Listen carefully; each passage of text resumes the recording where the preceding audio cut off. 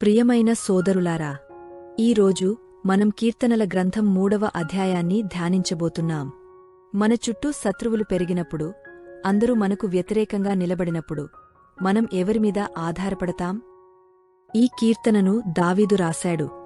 తన స్వంత కుమారుడైన అబ్షాలోము అతనికి వ్యతిరేకంగా లేచిన సమయంలో భయంతో, బాధతో, అయినా దేవునిపై నమ్మకంతో ఈ ప్రార్థనను రాశాడు. వచనం 1 మరియు 2.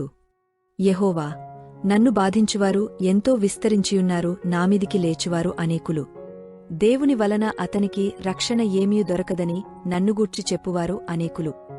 దావీదు తన పరిస్థితిని దాచలేదు. తనకు వ్యతిరేకంగా ఉన్న శత్రువులను, వారు దేవునిపై అతని విశ్వాసాన్ని ఎగతాళి చేస్తున్నారని నిజాయితీగా చెప్పాడు. పాఠం: మన బాధలను దేవుని ముందు నిజంగా చెప్పవచ్చు. వచనం 3. యెహోవా, నీవే నాకు కేడెముగాను, నీవే నాకు అతిశయాస్పదముగాను, నా తల ఎత్తువాడవుగాను ఉన్నావు. శత్రువులు చుట్టూ ఉన్నా దావీదు దేవునిని కవచంగా చూశాడు. పాఠం: మన గౌరవం మన పరిస్థితులపై కాదు, దేవుని చేతుల్లో ఉంటుంది. వచనం 4.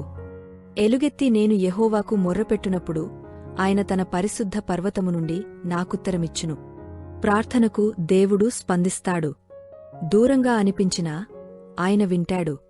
పాఠం: దేవునికి మొరపెట్టుకోవడం వ్యర్థం కాదు. వచనం 5.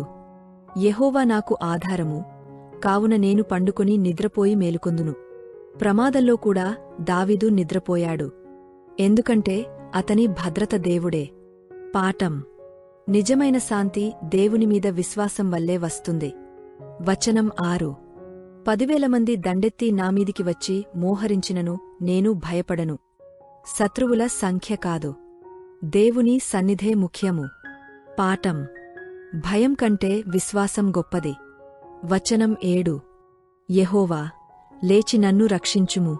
నా దేవా, నా శత్రువులను జయించుము. దావీదు ప్రతీకారం కోరలేదు.